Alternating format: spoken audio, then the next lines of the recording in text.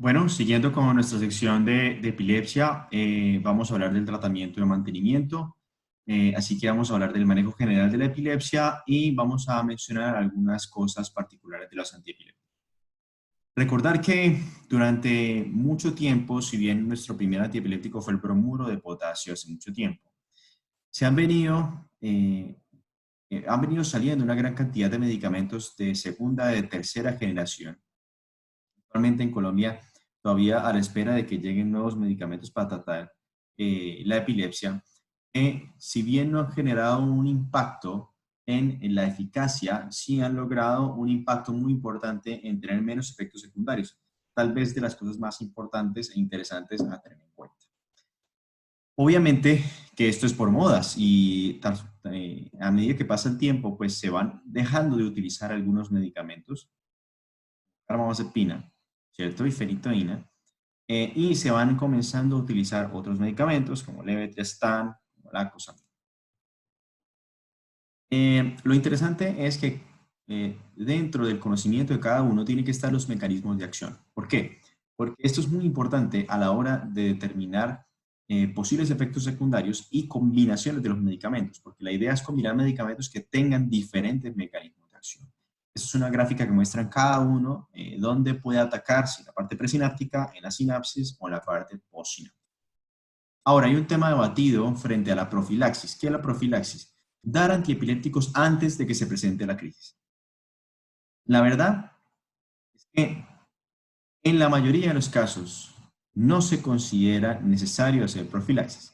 Si bien uno podría debatir que hay pacientes con hematomas muy grandes, tumores muy grandes que posiblemente vayan a hacer una crisis, la verdad es que el uso anticipado de antiepilépticos tampoco ha demostrado que se prevenga la. Por eso la única indicación de prevención de profilaxis está en trauma cráneoencefálico severo, donde sí se recomienda, independientemente de que el paciente no haya hecho crisis, colocación de fenitoína endovenosa por 7 días y posteriormente determinar según el médico si se continúa o no. Ahora, otra de las cosas que se hace todo el tiempo son los niveles séricos de los medicamentos.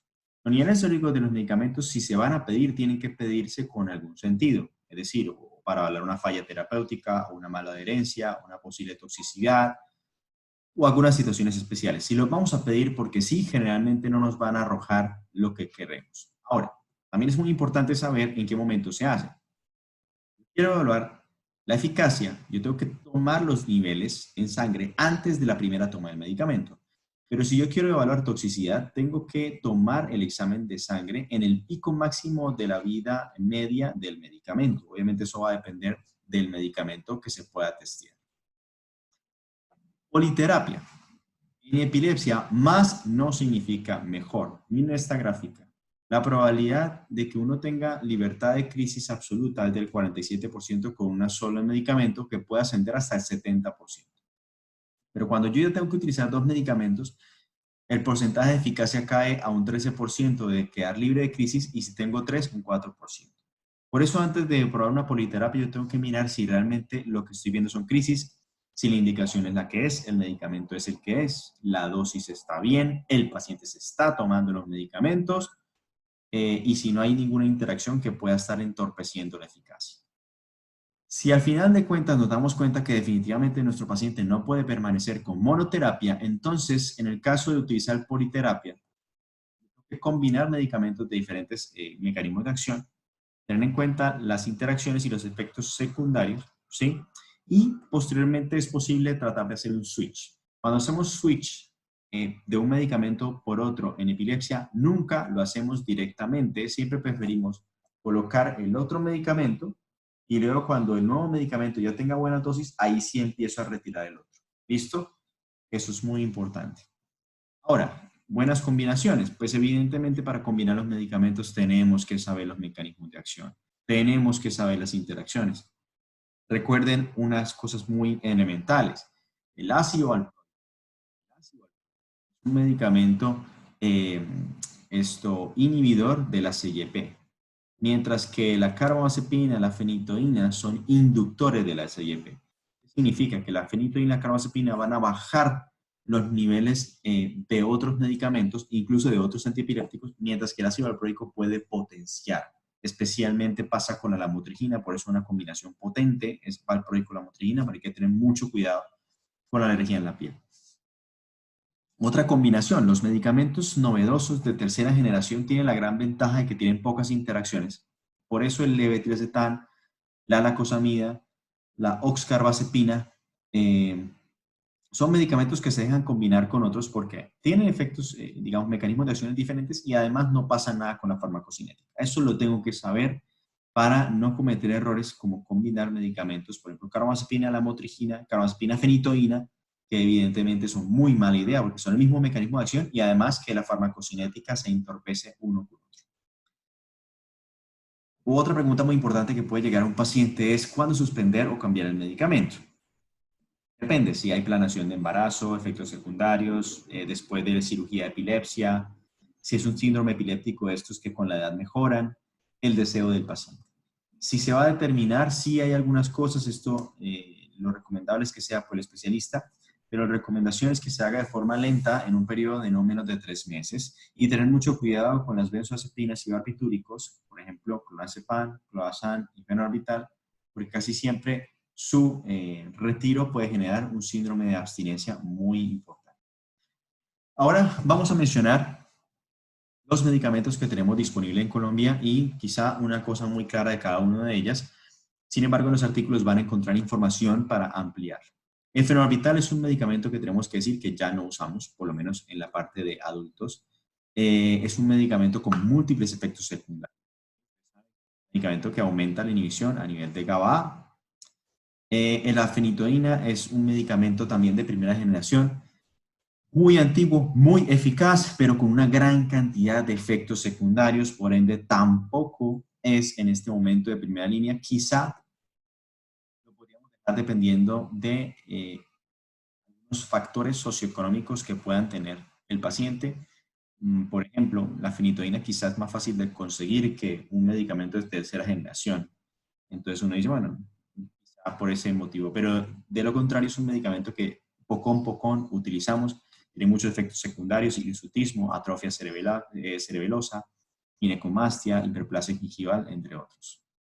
Carbamazepina ya es un medicamento de segunda generación con una eficacia muy alta, sobre todo en crisis. Recuerden que tanto fenitoína como carbamazepina para crisis focales, pero tiene muchísimos efectos secundarios, en especial en pacientes mayores de 60 años. Ustedes saben, tal vez lo más importante es la hiponatremia, el mareo, el embotamiento y es uno de los medicamentos que más genera alergias en la piel. El otro muy utilizado, el ácido valproico, es un medicamento que tiene múltiples mecanismos de acción, como lo vemos en la gráfica. Sirve para todo tipo de epilepsia, focales y generalizadas. Tal vez la indicación más importante del ácido valproico son las mioclonías y la epilepsia mioclónica, donde ese sí posiblemente sea su mayor efecto. Vienen dos formas, ácido valproico o divalproato sódico, que tiene una ventaja y es en la mejor tolerancia a nivel gastrointestinal, pero tal vez la cosa más importante que tenemos que tener en cuenta en mujeres en edad fértil es que no es un buen medicamento porque es el que más tasa de malformaciones fetales tiene, especialmente cuando se utiliza a dosis de más de 750 miligramos. Y lo otro, produce frizz, caída del cabello, temblor, gastritis y atrofia cortical. Clobazam es un medicamento tipo benzodiazepina que utilizamos muy poco, solamente como coadyuvante en epilepsias refractarias. Oxcarbazepina es un medicamento ya de tercera generación, es como un medicamento evolucionado de la carbamazepina, está dentro del plan básico de salud, es decir, si uno piensa utilizar carbamazepina, es mejor utilizar oxcarbazepina, no porque la oxcarbazepina sea más eficaz, sino porque tiene menos efectos secundarios. La lamotrigina es un medicamento excelente, muy seguro para el embarazo, tal vez de los mejores cuando se está, cuando la persona o la mujer tiene pensando en tener hijos y tiene epilepsia, es un buen medicamento. Tiene un solo problema y es que la titulación tiene que ser muy lenta, aquí la vemos. ¿Por qué? Porque si no, tiene un altísimo riesgo de Steven Johnson o eritema multiforme. Levetiracetam tal vez uno de los medicamentos más formulados actualmente porque tiene un mecanismo de acción novedoso, no tiene nada de interacciones, porque es muy seguro el embarazo y porque la tasa de efectos secundarios es muy baja. Quizá el efecto secundario más importante es la psicosis y la irritabilidad, y en pacientes con trastornos psiquiátricos sí deberíamos pensarlo un poco. La lacosamida también la tenemos disponible, es un medicamento también muy interesante, que es un bloqueador de sodio, al igual que la fenitoína y carbamazepina, pero lo hace con los canales de inactivación lenta. Por eso, de hecho, se pueden combinar y tiene un efecto secundario mucho menor. Quizá el más importante son los mareos. El topiramato es un medicamento de múltiples mecanismos de acción, por eso no solo se utiliza en epilepsia. En este momento, si bien está utilizado, se puede usar en focales y generalizadas, lo dejamos no como monoterapia, sino solamente como coadyuvante en epilepsia refractaria. Gabapentina y pregabalina son medicamentos que por su baja eficacia a nivel antiepiléptico ya no los usamos como antiepilépticos, los usamos sobre todo pues, para el manejo del dolor neuropático. La vigabatrin es otro medicamento con un mecanismo de acción novedoso, pero en adultos lo utilizamos solamente como coadyuvante, nunca como monoterapia, y tal vez la indicación más importante son los espasmos infantiles. Y hace muy poco llegó en julio de 2020 el braviracetam, que es un levetiracetam de tercera generación. La eficacia parece que es similar, aunque parece que es un poquito mejor con el braviracetam. Tal vez el más importante es que este tiene menos efectos secundarios de psicosis e irritabilidad. Entonces, la indicación para utilizar este medicamento sería en aquellos pacientes que el levetiracetam les funciona muy bien, pero que por los efectos secundarios no puede seguirse. Entonces, una buena opción sería cambiarlo a braviracetam.